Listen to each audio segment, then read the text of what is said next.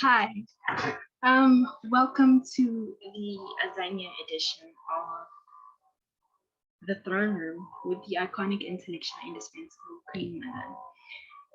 For the next couple of weeks, we will be discussing over 50 different African countries, and I was really concerned when speaking to a few people at how much they don't know about the African continent. So I decided, you know what, I'm going to give short clips to invoke interest in our African states. So basically, what I'm giving you here isn't a lecture, but just a taste of other countries, and then you can go ahead and look up for yourself, and maybe you can come down in the comment section and correct me if I'm wrong. So here goes nothing. Today we'll be talking about the Republic of Niger, and it's been hot on the headlines. I think I think it's, if you don't know why it was hot on the headlines, you're going to find out later on.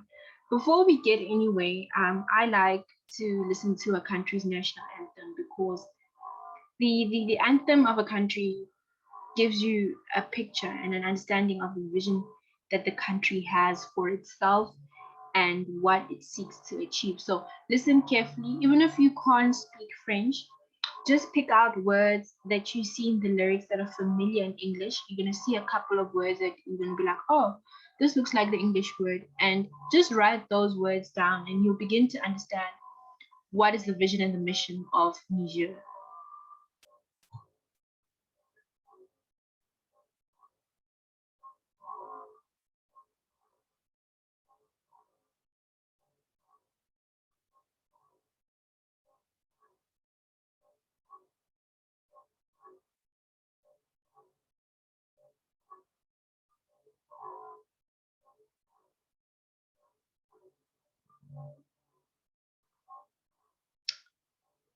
Right? I think also what's interesting is, can you see that the flag is orange, white, and green? And then look in the next couple of countries, which other countries have this flag and what language and which colonialists were from that that country, and then you see the correlation between the colors of the flag. Pay attention to that as we go along with the series here. Elevate.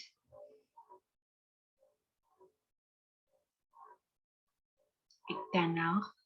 Eternal. De. Grand. Big. Big.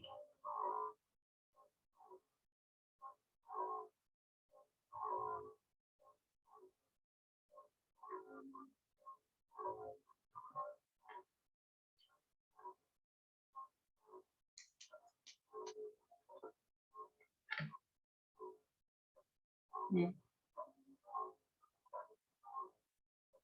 Rhythm. Do you see rhythm, the word rhythm there? Responde, respond. Nog bel, moro. See some words you can recognize.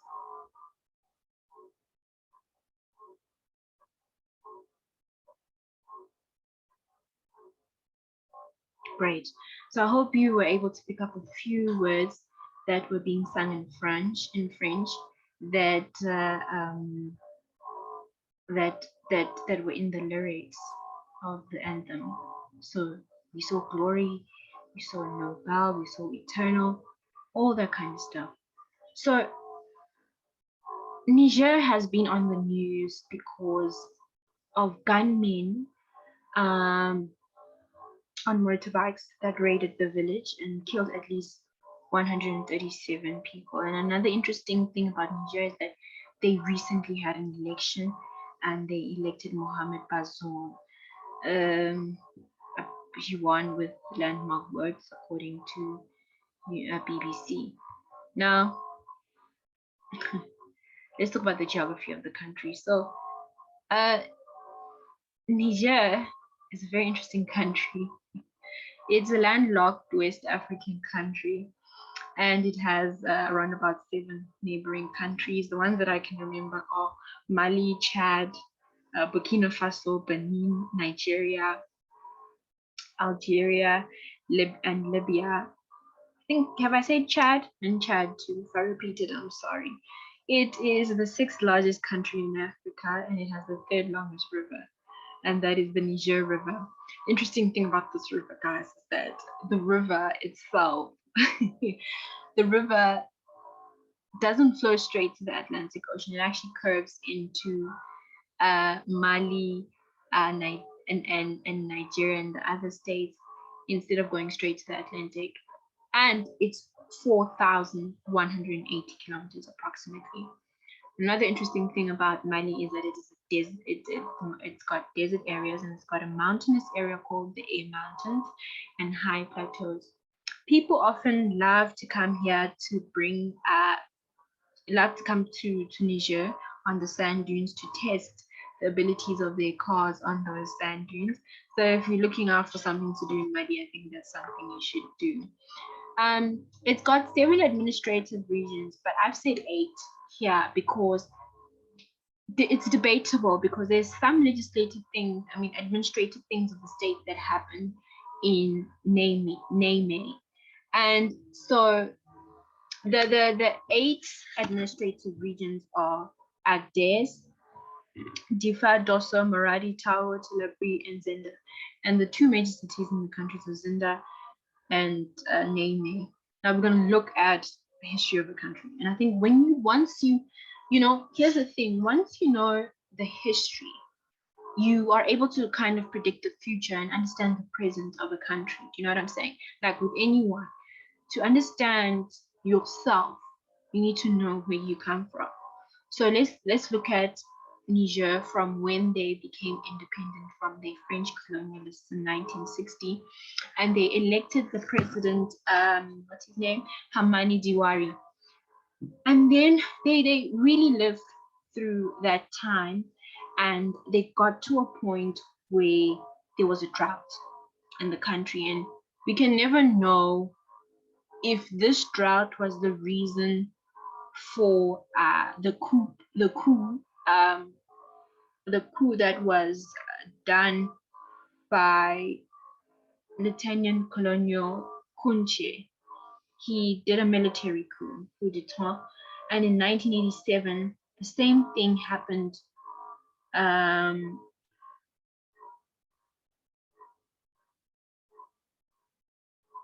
The same thing didn't happen, though, but unfortunately, Kunch died of a brain tumor. May still rest in peace, yo. Kunch died of a brain tumor, and someone had to step in, which was his chief of staff, and that was Seibu. Now, Seibu decides to bring civilian rule as what we know as democracy, so the people are now able to have a say, but unfortunately he wants a one-party system. And here's a few pictures of the leaders, see some of them, very interesting names. Yeah, the independence of the country was shaken by droughts, basically. And in the early 90s, we then see a change because of demonstrations. We know the power of demonstrations here in South Africa, fees must fall and all that kind of stuff. But the demonstrations took place in 1990, and Saibu legalizes opposition parties, which is beautiful for the country.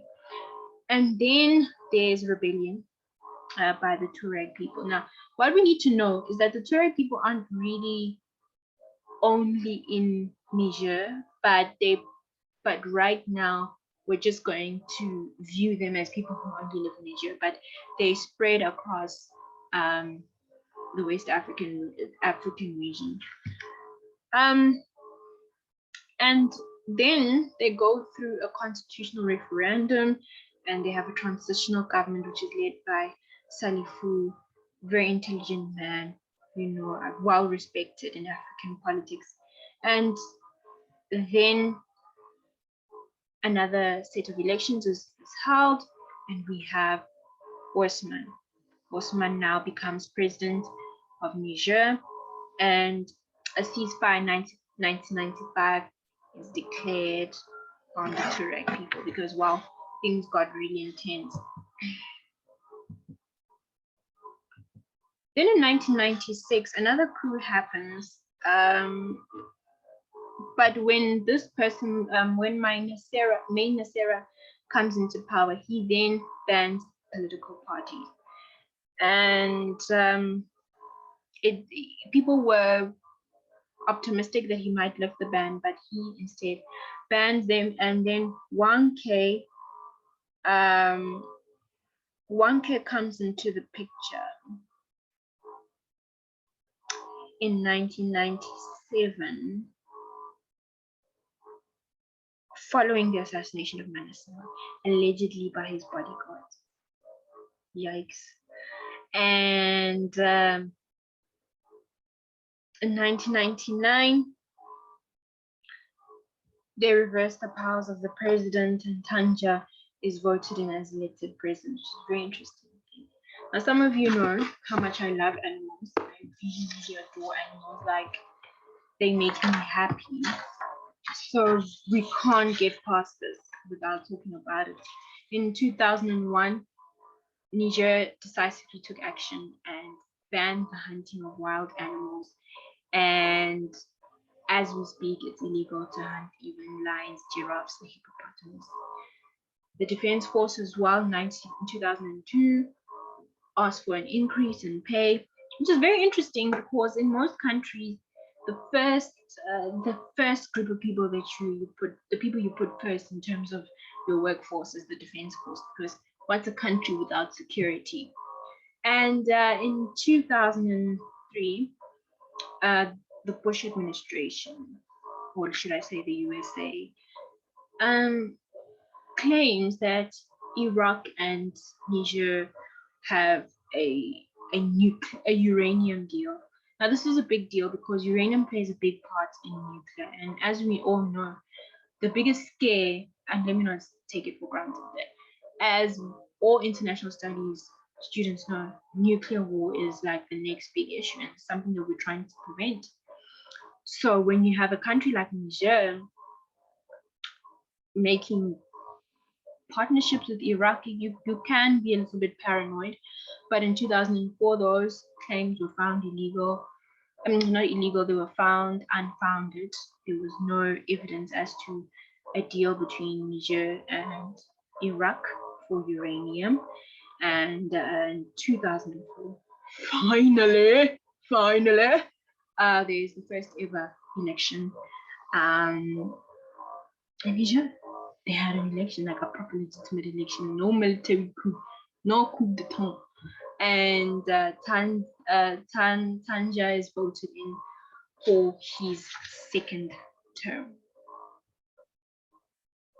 Well, Niger has been through it. So in 2004, once again, the Tuareg people take a stand, and the government only makes an alert after 6 months of deadly attacks on people. I have a lot of questions about that, but we're not going to go into detail about that. And in 2009, Tuareg people decide that, you know what, let's end this. And they discussed in Libya, and the hostility came to an end. And then Tanji decided that he wants to go for a third term, right? And the people are like, no way, sir, that's not happening. And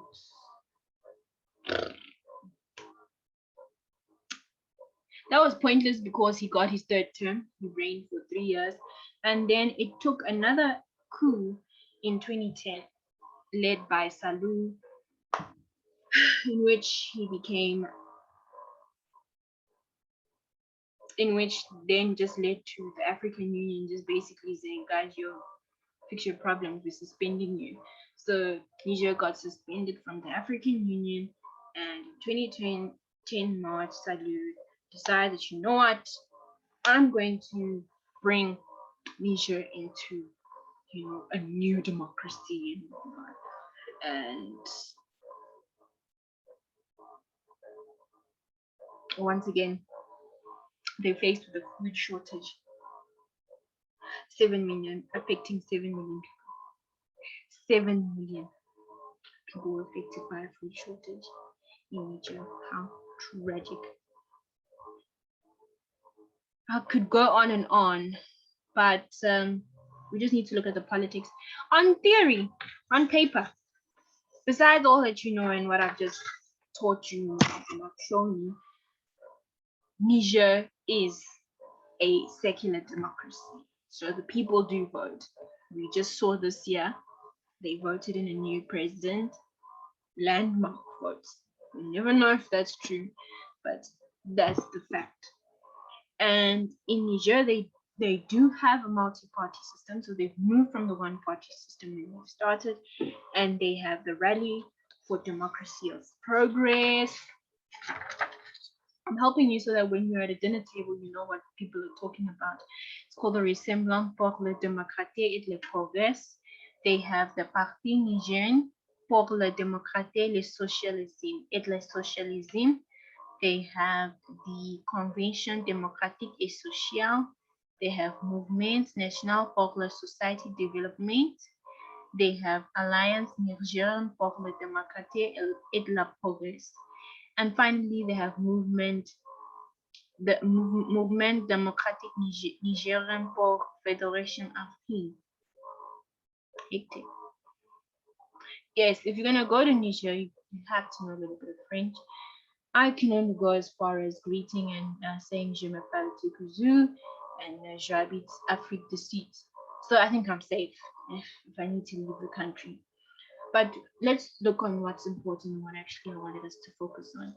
Niger plays a big part in the world. As much as we don't talk about it and it's not as recognized, they could potentially make a big contribution to the nuclear war. And we need to talk about how the USA has military bases in the country, and the fact that they have uranium, which is a big part of nuclear warfare. So we need to keep a watchful eye of Niger. Niger is a great challenge in global politics. When we speak about a country that challenges the diplomat, that challenges the international studies students, it's Niger, because they have they've experienced extreme poverty. There's so much we can learn from them.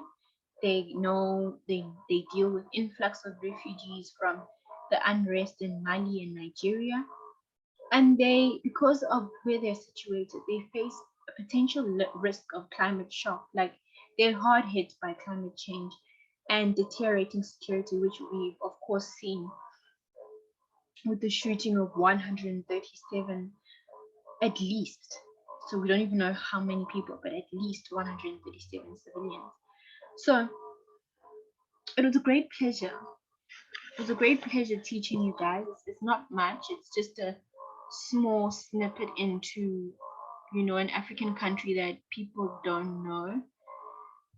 And I hope that this has sparked your interest in Niger, and that you go and read more about this country, and that you become aware of where you stay, where you live, as well as have a greater understanding for people when they talk about where they come from. It's been great spending time with you all. This has been the Throne Room with the iconic, intellectual, and indispensable Queen Mother, the AZANIA edition. Catch you next week. I wonder which country we're talking about next week.